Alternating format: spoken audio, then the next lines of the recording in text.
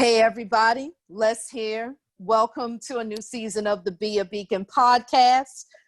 I was hoping that COVID would have been over by the time I would have came back, but we're still here and we're making, the best of it. We're doing everything that we can. As you see, this was on video because there are some dope people on this episode tonight that I had to show everybody shining in their glory. You're going to hear about everything that they are doing shortly.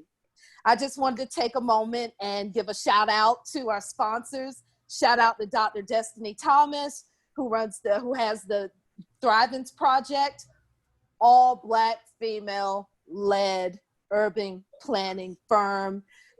You'll see more of her information in the show notes. She was just on GMA discussing more about the communities and, in the Thrivance Project, she is doing incredible work in urban planning. The reason I'm having this episode tonight is because we don't realize that everything we do is connected. It's always important for each and every one of us to be beacons, not only to ourselves, but have that shine to help everyone else. And that's what all of these ladies on this episode are doing this evening. Someone brought up something to me about porches, about how on our, like most houses these days aren't designed with porches, like that anymore. And then when I looked around, I was like, shit, they are right. It's hardly any porches and that's a place where a lot of people convene. That was a space for many people. Also, just the way a lot of things are being designed these days. And a lot of us, we just take for granted, oh, it's here, we'll just, move here. We'll go to this grocery store. We'll go to this mall. We'll shop at this Walmart. But the design does matter. The placement of it matters. And a lot of people that aren't in the field, they don't notice that. And there are separations, whether it's, with community organizing, whether it's with urban planning, whether it's with, architects, interior design, architectural design, but it's time to just really integrate a lot of that together. What we do in our everyday lives with entertainment, shopping, taking care of our families, all integrated. And that's why I have everyone here today. I'm going to take a moment and introduce everyone, and I've introduced Destiny, and last and not least, definitely have to shout out my partner in life and love, Kristen Jeffers with the Black Urbanist. Hi. She's going to tell you more. I am briefly here. I didn't want to take up a lot of time because I'm just popping up here as a very guest on the Be a Beacon podcast. It's been a joy to help Les put this together in the second season. Of course, with this particular episode, those of you who know me know that this is my wheelhouse. This is where I live. This is where I've been doing things since year 10. And so specifically tonight as also as a queer person, but specifically in this conversation, you'll see me and then I'm gonna pop back off the screen and I'm gonna pop back off the audio because tonight is so special that we have people on this call, women who bear a lot of the weight, Black women, sometimes perceived as masculine, sometimes, all the different stereotypes and everything that come up. And they're also connected to this for either as planners, designers, advocates, like professional advocates, in some cases frontline legacy of having been driving the bus. And so that's why I'm here tonight. Happy to present this.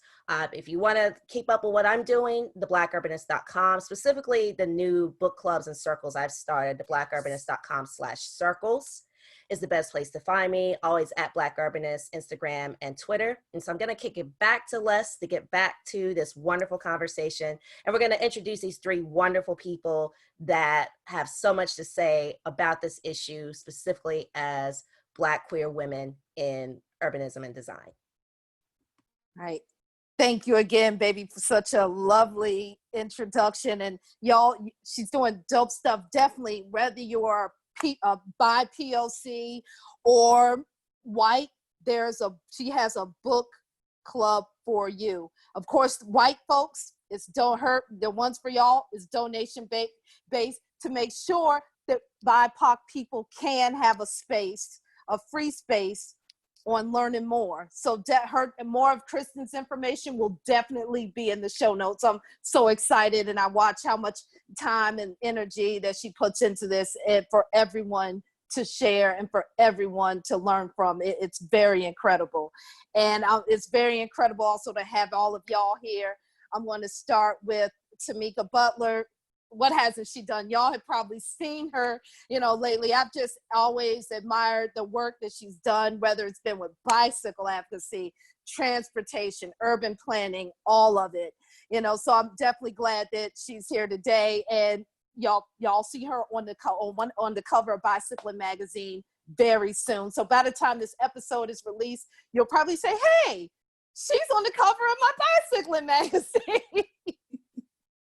So, definitely. And then we have Ebony Dumas here. A lot of y'all may know her as AKA DJ Natty Boom. I've always admired, and learning now that she's an urban planner makes that even more special. Like, wow, because you have so many people. I've seen some things where people in entertainment separate, entertainment from what they figure is just boring, important stuff, but it all integrates. And that's why I'm very pleased and proud to have her here this evening.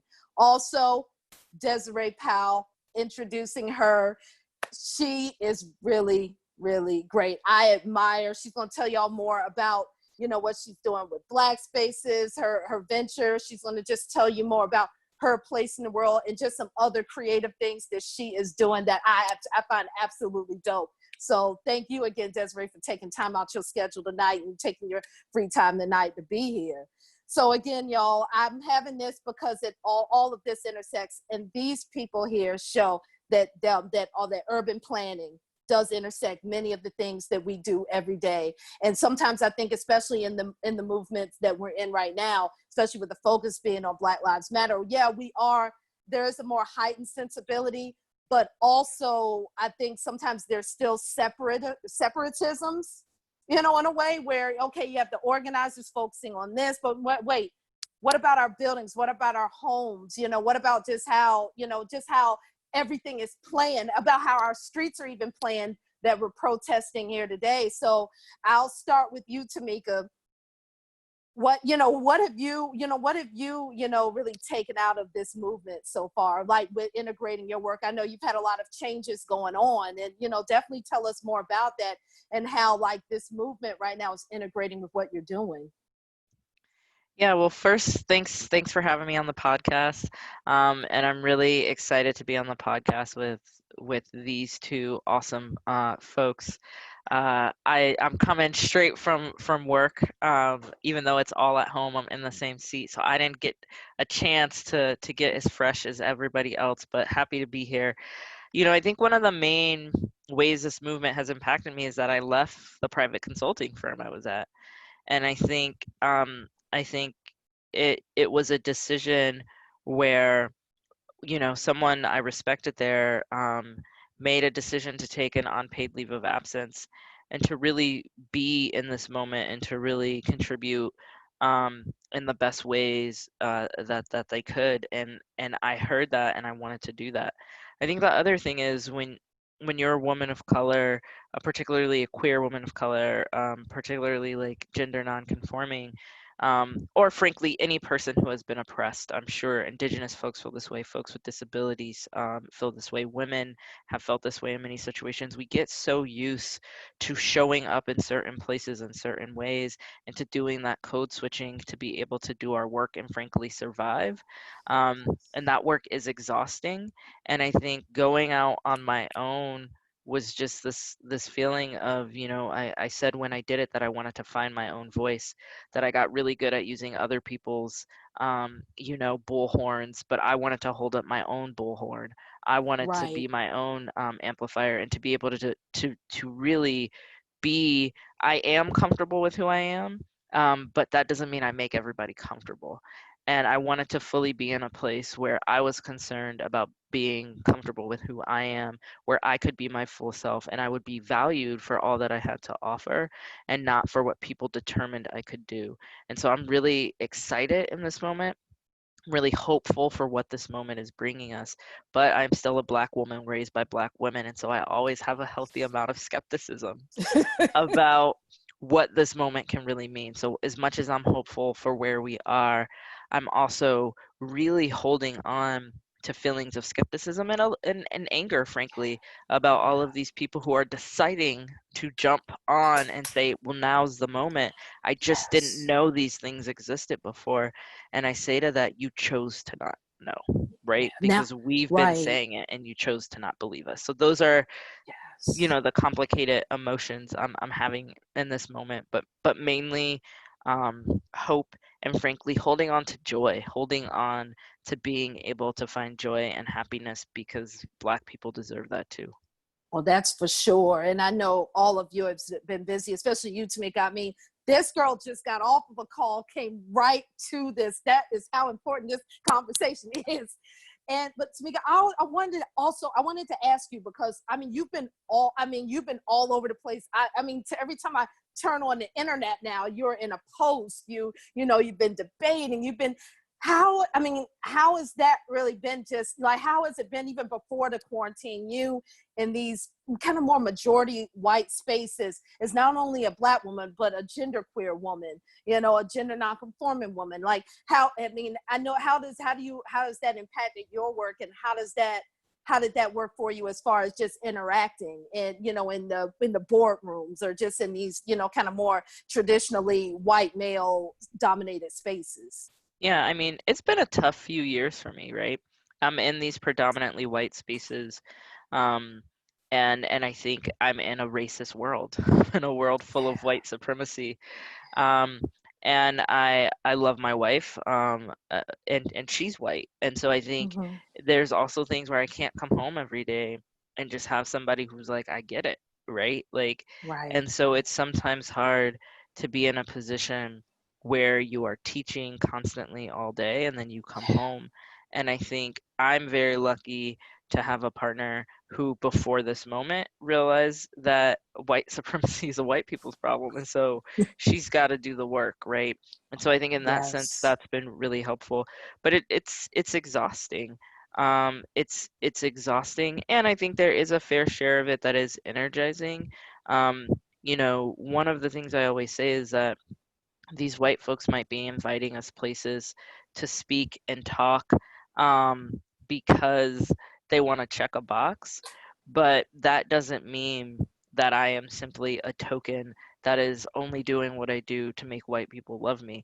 Because as soon as I get there, I'm going to say what I want to say, right? Right. And so I Right. think in that sense, knowing your worth and being able to fully step into that worth and fully step into that purpose, is a really powerful thing.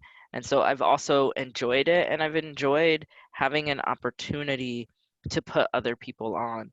I'm not just trying to get free, like my people are trying to get free. And so I'm trying to bring people Yes. with me anywhere I go. And so I, just as much as I love being on a webinar or, on a stage in non-COVID times, I love even more to say, I can't do that, but you should talk to this person.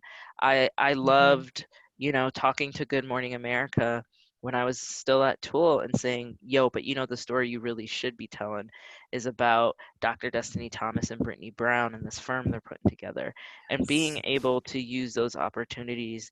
And I think what that takes is a mindset of abundance. It takes us Yes. realizing as a collective people that there's going to be opportunities for us, and we shouldn't be trying to hoard it. We should be trying to share it Yes. and bring other people along. And so that's been really, really energizing, for me, and I really like that.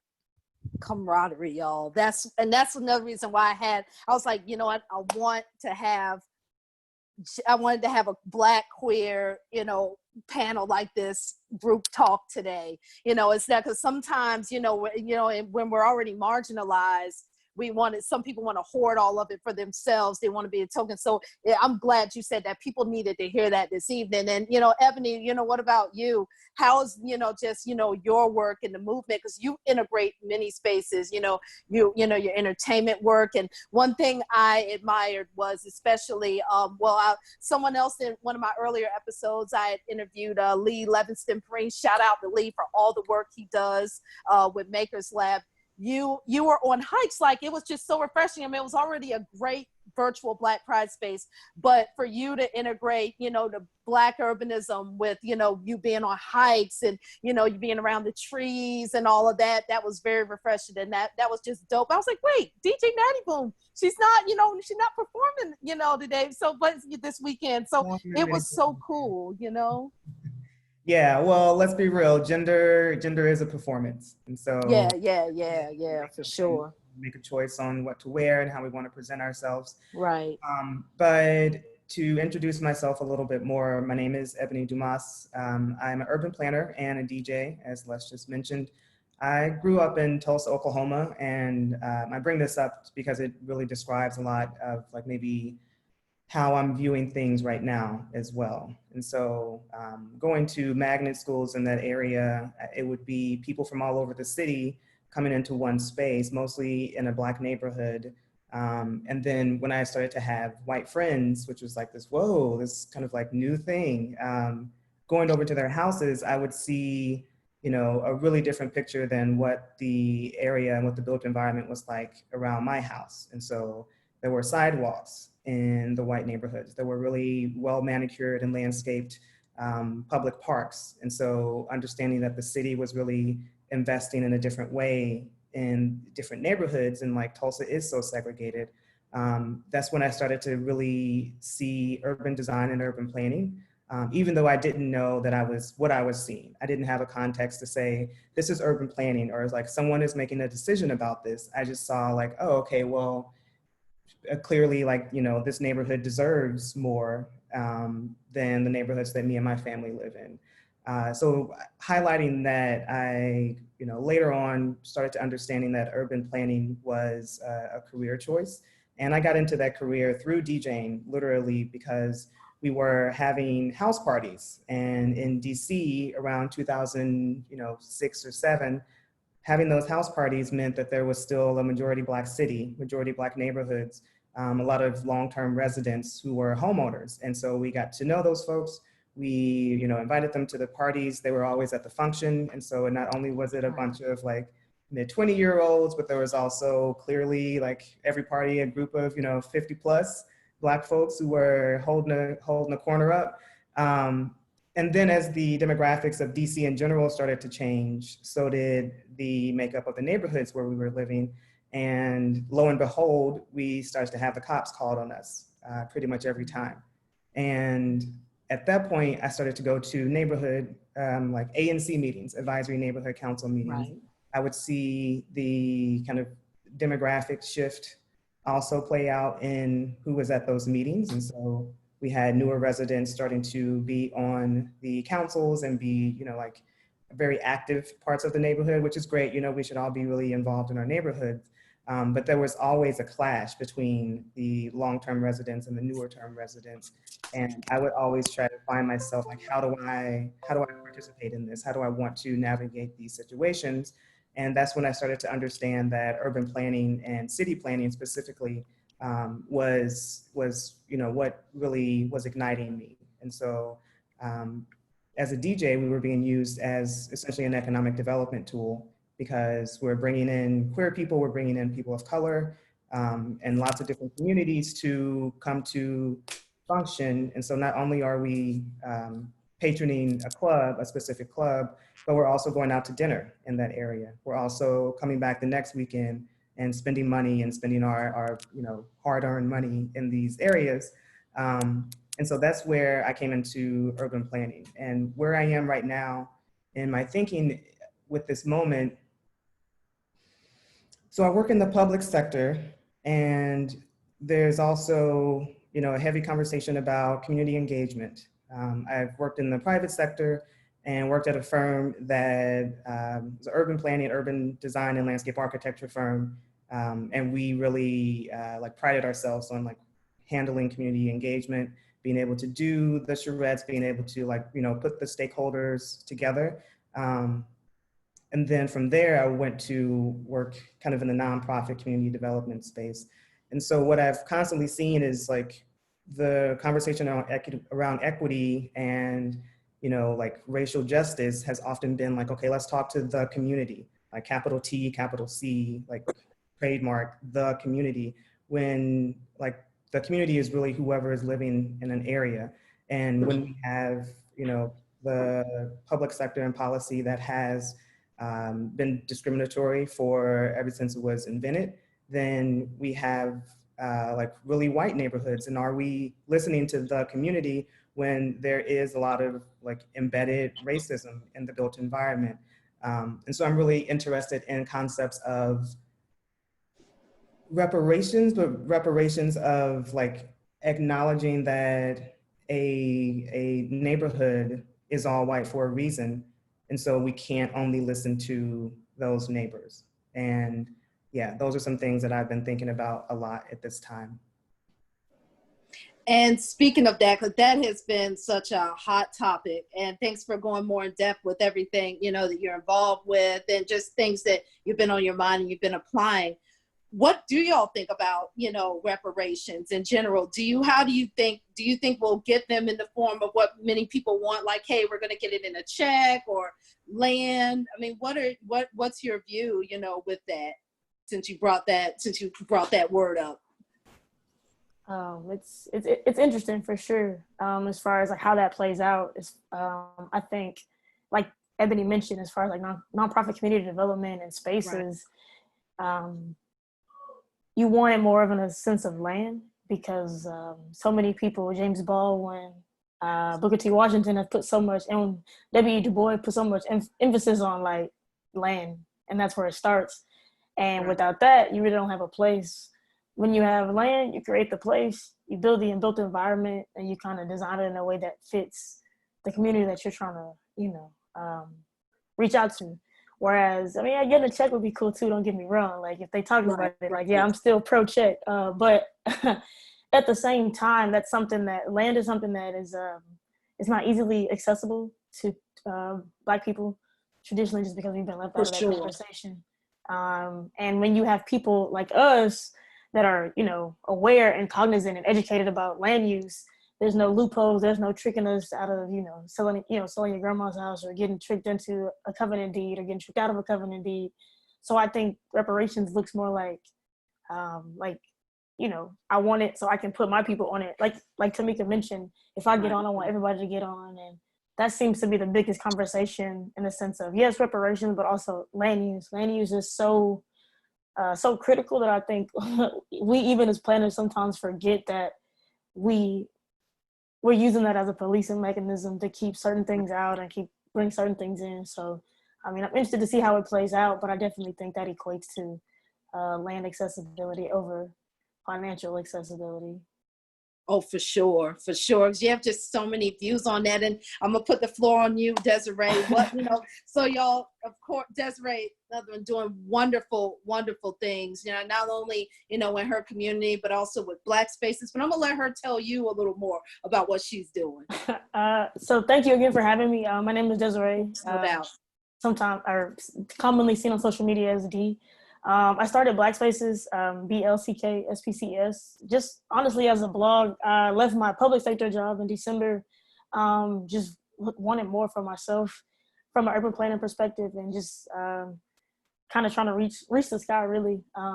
Ambition kind of took over, and I just felt myself getting content with where I was and getting a little depressed from not seeing the movement that I wanted in my previous position. So I created Black Spaces just as a space that I could exist as a Black planner, a Black queer planner, as well as other people. So it's planner talk, but it's also just like as if you're talking to the homies. It's very relatable, very down to earth, because I noticed a lot in my schooling as well as in my work that we talk so much. Even sometimes I'm in meetings, I would be in meetings, I'm just like, what did they say? What are we talking about? And I'm there, I work there, but I'm just like, we're talking to somebody that, barely speak English, so I know he don't understand. I'm sitting here like I wrote those notes and I don't understand what we're talking about. Right. So I definitely took that as a chance to be more human, a chance to be more of myself, and to really exist as a Black planner and be very unapologetic about it. And it was created out of, I've recently realized that I'm really into urban design and placemaking and creating truly equitable and comfortable spaces for Black and brown people. Like Ebony mentioned about parks that are beautifully maintained to a T in white neighborhoods, and in Black neighborhoods, you can't even get a rim that's not lopsided at the park. Or even a basketball that doesn't have a chain link, or things that not even sports related, just, quality seating. So I delved more into that, and that's how I kind of created that idea of it. And I, right now, primarily do consulting work as a placemaker, I guess you could call it, or a place creator. I like to use that more than placemaker. So doing like market installations, temporary things, activation of spaces, and really just trying to create community spaces that we can exist without being shut down, the police called, Sure. things of that nature. So that's kind of the world that I exist in, or the realm that I exist in. Right. And I'm really glad that all three of y'all have brought these topics up. With everything that y'all have mentioned, what does that mean exactly for the Black? I'm going to focus on the Black queer community.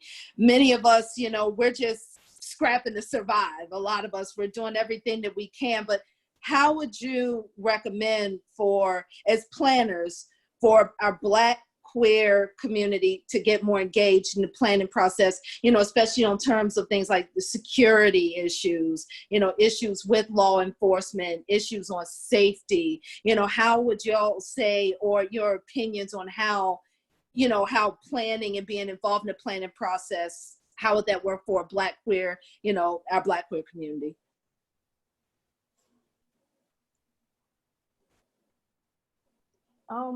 I'd say, in a way, it's similar to how you would get Black people as a whole to be involved.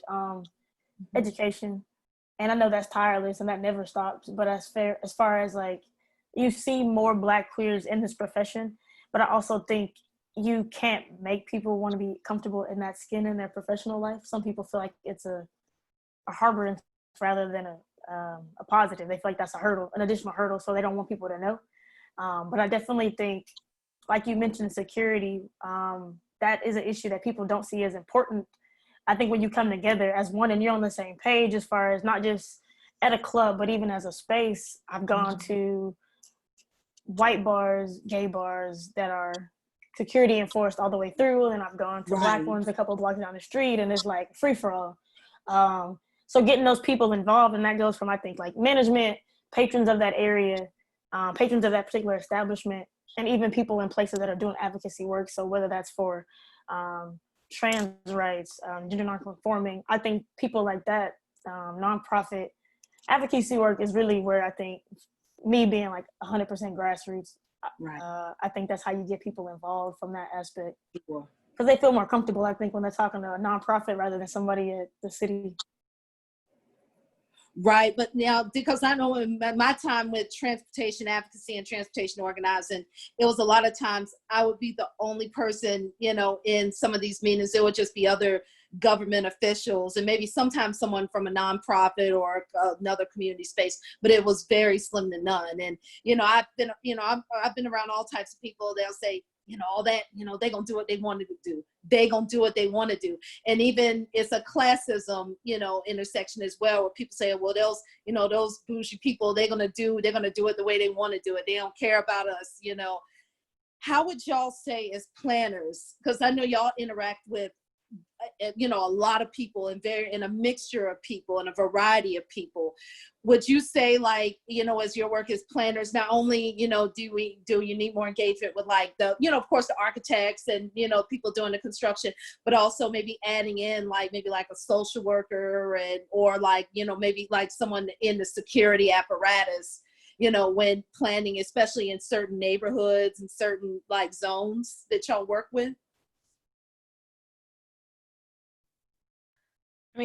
So I think for me, I don't think I need security of any type to I'm not ever gonna say there should be more enforcement or more policing to Right. do any of this work. I do think, something Desiree said that really resonated with me. I remember when I got my first transportation job at the Bike Coalition, I used to take amazing notes at the meetings.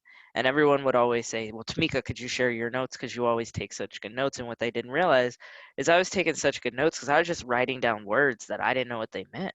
I was just like, what are people Yeah. talking about? Right. And planning and land use, and I too like to use the term land use because I think it's about so much more than just transportation or open space. I think it's about how we use land, who gets to move freely on land, who gets to stay exactly where they are, right? Yes. Like owning, being an inhabitant on Tongva land, and like who gets to stay, who gets to leave, who gets to move, who gets to as was already said, land use is another form of policing. It's another way of regulating Black bodies, and Yeah. telling us where we can't go and can go. And so, with everybody freaking out with COVID, being like, I can't believe I can't go where I want to go, and it's my personal right. It's like, Right. what do you think it's been like being Black in this country forever? What do Yeah. you think it's been Sure. like being queer and Black? What do you think it's been like being a Black queer person who everyone thinks is a young Black man? Like, I'm sorry, you have to think twice about where you go and how close you get to people, and how friendly you could be, or people are going to think you're talking too close. And so these are all things we've had to deal with before. And so when I think, how can we get more of these perspectives in our fields, whether or not you're talking about planning or engineering or architecture or any of these things, I do think it's breaking down those silos.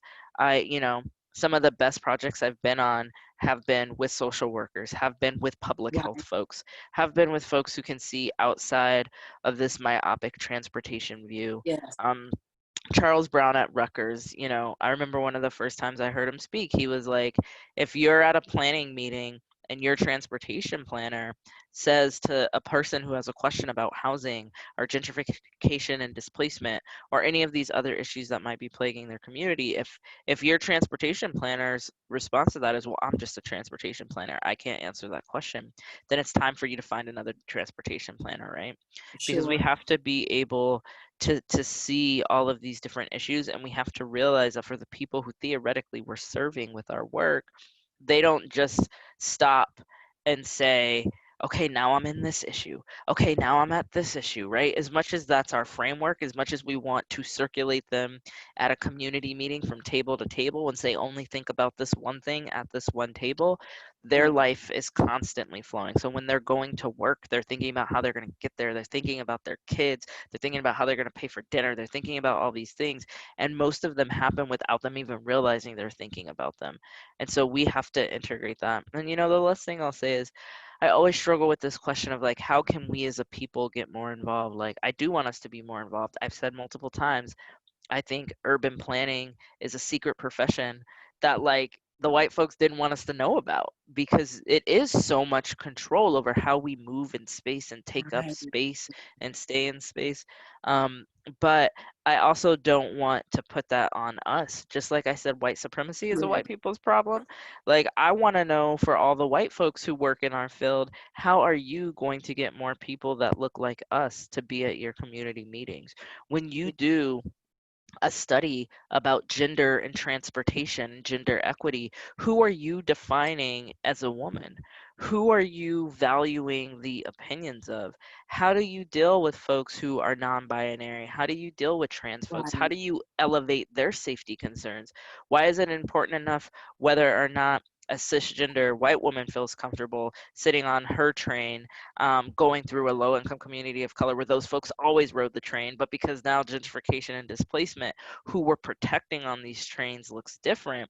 But what are you doing about the trans Black woman who's been harassed every single day, and how are her experiences elevated? And so I think those are the types of things where I don't want to put it all on us. I want to know those folks who have historically had power, what are they going to do to make sure we're included, or what are they going to do to cede some of that power, so that those of us who just think about those things because that's how we move through the world get to be in those decision making positions. Yeah, and I would even build on what Tamika just brought up as to answer your question. I think we are really involved. I think, Black queer people have started this movement for Black lives that we're in right now. And the reason that we're having this conversation, honestly, the reason that planning departments and firms and schools are reevaluating what is taught in the canon, what is, lifted up as actually urban planning. And so we are involved. We started Black Lives Matter, two queer Black women, another cis Black woman, Movement for Black Lives, which is the policy arm of Black Lives Matter. There's BYP 100, which is the direct action arm of Black Lives Matter. And so many of those leaders are unapologetically Black queer people. And especially even with BYP 100, they specifically organize within a Black queer feminist lens. And so anyone who joins has to understand that lens to be able to organize a direct action. And so I think, right now I feel like we're in a place where we are having conversations that Black queer people started 15, 20, 30, 50 years ago, hundreds of years ago even, of what does it mean to actually be safe. And I don't think that our society and our cities are really set up to acknowledge that we need safety, and safety looks different for different people. Right. For me personally, on the 4th of July, I was harassed with a group of friends by cops who had his hand on the gun and yelling at us for sitting in public space. And so that didn't end in me, unfortunately, it did not end in me losing my life. And so I'm not a hashtag, but training, bias training wasn't going to stop that from happening. Having a body cam on him wasn't going to stop that from happening. The only thing that would have stopped it from happening is if there was not a chartered mandate to have a badge and a gun patrolling the streets where we live. And so I think people like, the Allied Media Conference, which just happened last weekend, is really a place that is about reimagining what safety is. And that's where I became involved in these conversations and understanding just the power of radical imagination. And now those things that we were talking about 10 years ago are now like the op-eds on New York Times, literally the same people, where I was DJing the function as a fundraiser to, get people to a space or to support a grassroots organization. Those people are now being looked to as leaders of our, current conversations. And so what I really think is important is that the cities and our municipalities start to reevaluate who they are planning for and how to have more voices like us at the table. And, I agree with you, but there is sometimes still that disconnect, especially with a lot of, certain organizations, like a lot of organizations that you mentioned, they're great organizations, but sometimes we find that some organizations don't want to be involved with the process because some people no longer trust the municipalities. They no longer, trust, them to handle it. So it's like, I was having a conversation with someone that, that mentioned, hey, it's time for us just to all split off and form our own governments. And I don't know if anyone wants to, chime in on this, y'all, work, well, Tamika used to, now you're independent, but you two still working with municipalities. How would you say we bridge that gap? How would you say that we, bridge that kind of distance? Because, we know that eventually, we do need to form our own things, but how do we, in the meantime, bridge the gap between, sometimes some of these, these organizations say, oh, we should be more independent, or we don't want to fuck with them. They don't mean us any good. We just need to keep just being our own enclave with the municipalities that we still reside in and that we still need services from. So I had a call with the engineer a couple of weeks ago out of California, and he's not Black, but he talked to me a lot about how the reason that a lot of Black communities can't survive without the services because the city won't, do the proper trenches, or they don't want to do, the proper engineering, and they know a Black community probably doesn't have access to an engineer to do that work. So when you talk about splitting off and having our own government and providing those services, I think, as you can see, there's enough of us that are capable of, if I don't do the engineering, then I know someone that does. Right. That can make that happen for as far as like services to a Black community. As far as splitting off, it's something that unfortunately I think as certain organizations do rise to a little bit of notability and credibility, their head gets a little big, so they're less likely to collaborate, and they feel like, okay, now we're ready to split off and do our own thing.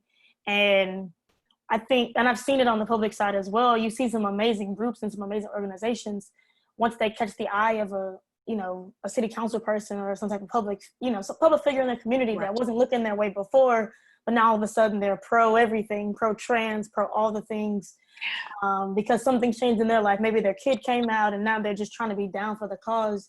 Now that's kind of changed the trajectory of where they're coming from as far as a city. They want that city partnership now to show, of course, for the city councilman, it looks great. He's open, he's down, he's accepting. But in reality, you've kind of a little bit sold your soul to the devil, in the sense of you're a grassroots organization, and now you've kind of sold out to the city, not even for services, just to have a platform to be bigger and to be better.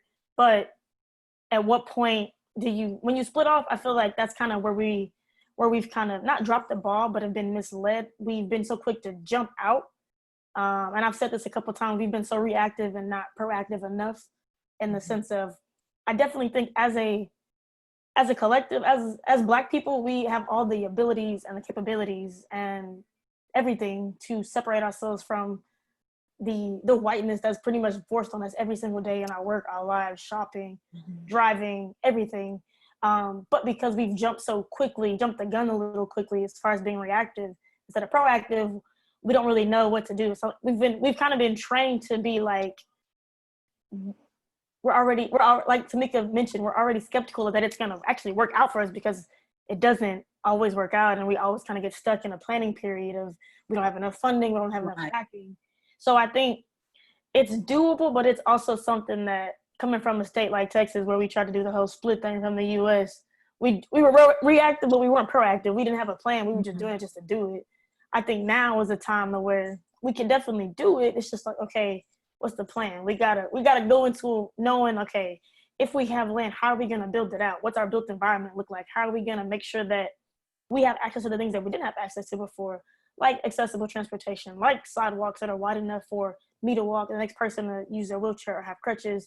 How are we gonna create safe spaces, like Ebony mentioned, to where I can be out and be queer amongst other people that may not be, or I may be with my partner, but I don't pose a threat to a police officer because I'm sitting enjoying just a holiday like everybody else. So I think the opportunity are there. It's a matter of, it sounds bad, but it's almost like separating us from them again, if that makes sense. No, it makes sense. I feel you. I get you, with that. And I really wish I could just continue this. There's just so much to unpack and so much to say. I'm gonna definitely be respectful of everybody's time. So I definitely want to, Can I say one more thing on that piece? Oh, sure. Yeah.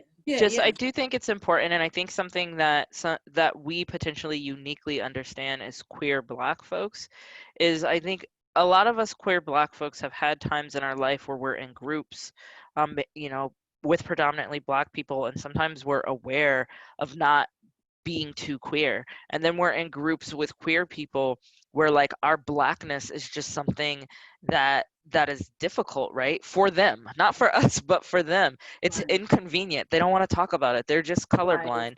And so I think we've all been in spaces at a time that are theoretically supposed to be spaces where we're with our people, but because of your queerness or because of your Blackness, sometimes that feels uncomfortable. And that is not to say that all Black folks are uncomfortable with queer folks, or all queer folks are uncomfortable with Black folks, because I think that erases those of us who are both. And I think it also erases many folks in the Black community who support us, and many queer folks who are doing this work to be anti-racist and to fight anti-Blackness.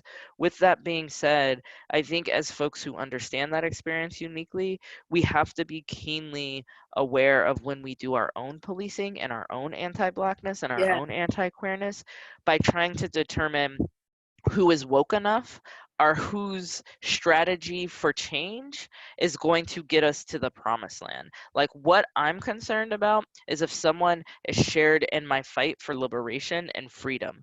And so I am somebody who left the legal profession. I didn't like being a lawyer. I also happen to think that the legal system is set up to keep certain folks like Oh, in for their sure. place and to keep us at a For sure. disadvantage. But I am not going to say that Justice Sotomayor should not be on the Supreme Court, or that Thurgood Marshall should not have been on the Supreme Court, because they're buying into a white system and they're just doing what they have to do to like make white people like them. I'm not going to judge them by being, by simply being on the court. Just like I'm not going to judge Clarence Thomas just because he make it. I'm going to judge how they show up in the spaces in which they choose to inhabit and how they fight for our shared liberation. And if you are fighting for our shared liberation, I don't want to judge your blackness or your queerness by if you do it the way I would do it. Right. And I think that sometimes that is a problem in our community, where we might all be good with each other, like in public, but behind the scenes, we're calling people out. But again, that also doesn't mean that we can't say to Clarence Thomas, bro, I don't really fuck with you. Right. So there are situations where we know people aren't fighting for our liberation. But I think we have to realize that at the end of the day, to the folks who don't look like us, we all black, we all Mhm. queer. And whether Yes. or not we do it politely, or whether or not we do it in the streets, if we kneel, they're mad. If we march, they're mad. If we sit, they're mad. If we walk away, they're mad, right? And so I'm more concerned with those of us who are fighting for this liberation to be ourselves. I know if you touch my sister's hair, she's going to cuss you out. And if you touch Yes. my hair, I'm going to make a joke and make you feel awkward, but I'm not necessarily going to cuss you out. And both of those responses are valid. Both Yeah, of them for are sure. valid. For sure. Both of them are okay. That's just who we are. And so, that's not to say I have an opinion on should we do our own thing, should we not do our own thing. I think the folks who are in those spaces making those decisions, leading our movement, fighting for our freedom, have to say, who am I as a person and what feels most authentic to me, and how can I serve my biggest purpose and make the most impact to free our people? And that's what I'm going to do. And I don't need other people judging my blackness if For I do it a sure. For certain way, or sure. my queerness, right? For sure. And thanks so much, Tamika, for saying that. And you too. I want to close this off. Same thing. So, how would y'all recommend, for other Black queer people to just stay engaged in their community and stay engaged in the process? Just whatever. It's the free speech moment. Well, it was the whole time. So, I would say nonprofit work and advocacy work is the best, I think, for something like this, because it is, like Tamika mentioned, like it's always like right now it's like a judgment of who's woke and who's not, as if being Black isn't enough as it is. And it's not to say like I take on more because I'm Black and I'm queer, which I kind of do, than just being just Black. You know what I'm saying? But I think for us, it's being in those conversations, existing as is, and that can be harder than what it is, but also being a light, being like you said, being a light, being a shoulder that somebody can lean on for somebody that is trying to come out but is living that double life with their family, trying to be engaged but also trying not to put out themselves. There are so many people that want to be involved but don't want to be outed. I think the first thing we have to do is bring down that silo of, if you don't do what I think you should do, I'm going to out you. Because for some people, outing them can pretty much destroy their whole being, and they're not ready for that level of comfort. So I think as a Black queer planner, it's a matter of creating the space to where I'm gonna force feed you the Blackness, whether you want it or not. That's just off the rip. I hear that. But as far as being Black and queer, there are some people that exist around me that they want to be able to have those conversations and be involved in them, but they're not ready to be out. They're not ready to be so gay in reality. But giving them a place to be gay, giving them a space to exist in, I think is, people will come. People will come if you create the space. That's what I For think. sure. For sure. Right. Ebony, what about you? Yeah, so I think I'm really interested and invested in reimagining like the structures and the systems that we are kind of like living under and living in. And so, to go back on my point about like how like state sanctioned violence is enacted on us and traumatizing us on a hourly basis. Like I think there are people in our communities who are already doing work to keep us safe, yet they don't have resources or the same connections. And so, just at the Allied Media Conference, one comment that someone said that really little ding for me was, you know, the violence interrupters, the people who are like preventing violence by building community, they're expected to like, you know, shift the moon and the earth with a $10,000 grant and a 6-month, you know, turnaround time. But other systems that are like in place and having, you know, $1 billion budget and, you know, not having metrics to really prove that anything has gotten better, they're given like, you know, so many more resources and time. And so I'm really interested in kind of shifting that to where, you know, we're not necessarily hiring more social workers from the government side, because social workers have also been really complicit in enacting, you know, trauma and violence on families, specifically Black families. And so how are we like acknowledging the work that's already been done, being done, you know, present tense and future tense, to empower those folks and like give some time and some space. So like, and like, let's actually figure this out, as opposed to, you know, well, we don't know what defund the police means. We don't know what abolish prisons mean. Okay, well, let's figure it out. We've had a couple of 100 years of it not working. So let's take, you know, 3 or 4 to figure out what can work. And so I'm gonna close. Yes, all right. And we're closing it. I'd love to definitely have y'all even back for a part 2. There's just so much, you know, to talk about. But I want to take a moment and thank Ebony, Desiree, Tamika, Kristen, all of y'all for taking time out y'all schedules tonight to do this. This is very important. Everybody, there's going to be links in the show notes to everything that everyone is doing.